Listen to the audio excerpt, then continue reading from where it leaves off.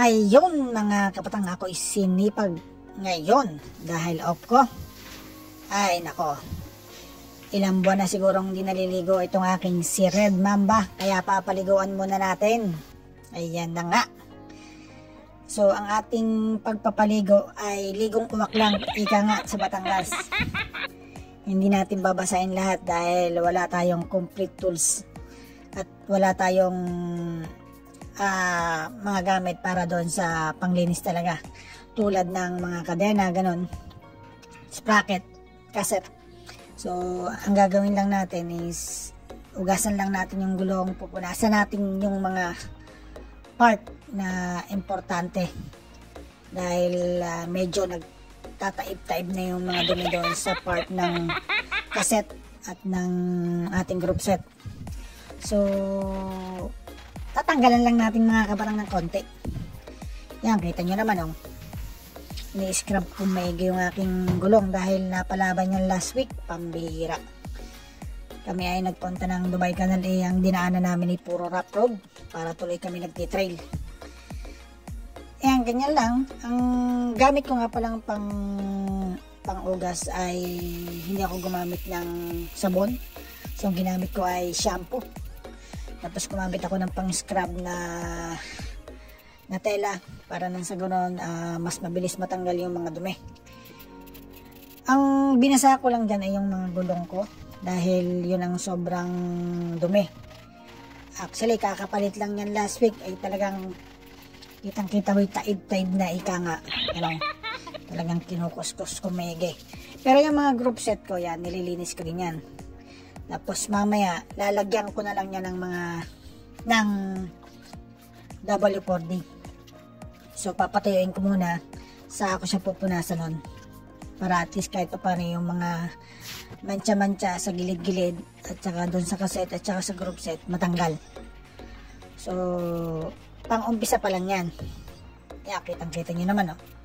Talagang nilinis ko maigi dahil almost 8 months na yung hindi na deep cleaning kasi laging naka-stock.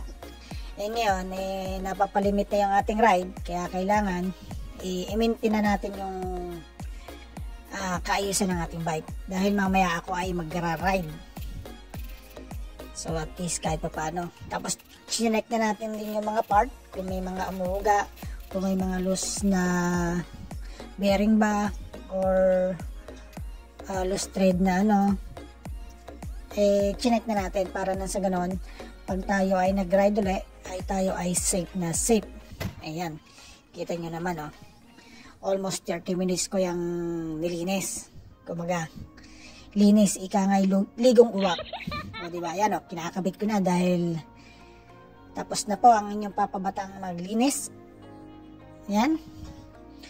Yan, ikakabit ko na ang aking unahan. Ayun naman mabilis lang din tanggalin dahil quick release naman lahat ng gulong ko. Yung huli lang hindi ko tinanggal dahil mahirapan ako magkabit dahil ako ay siraniko, hindi ako mekaniko. Yan, mga kabatang, talagang kitang-kita nyo naman, oh.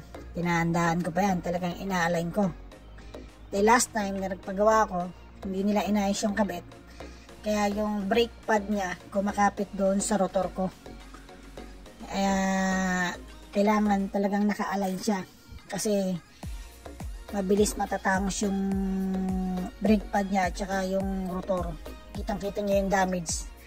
Talagang parang lumalalim, kaya delikado yon. Kaya kailangan pag maglagay kayo ay talagang i-align nyo na maigi yung gulong nyo. Yung huli kaya hindi ko siya matanggal dahil ganun nga.